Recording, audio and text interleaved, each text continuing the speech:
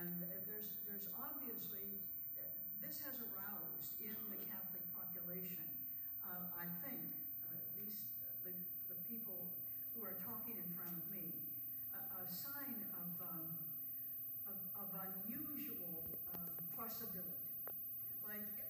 But there's also, at the same time, those comments come with a semicolon, not with a period. On the other side of the semicolon is the whole notion of, is it a scam? Is it a ruse?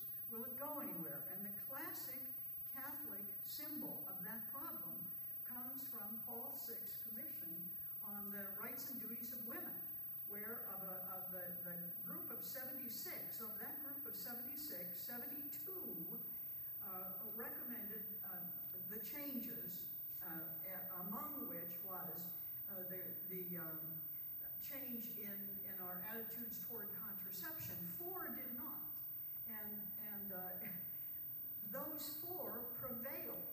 So the Catholic layperson said, if you don't want the answer, don't ask the question. So what you have here is, if this fails, and my definition of failure is, if the average layperson does not see this as serious material taken seriously, the kind of thing I was saying earlier, I believe that it will only catapult us into an even worse despair.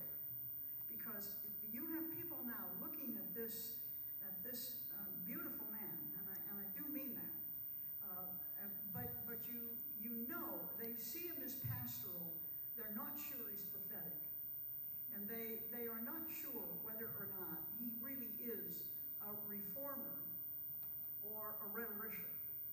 So it's out there, and if you pay no attention to it, and if you go into it with an undefined notion of its real purpose, if your purpose is not to listen, then say what your purpose is.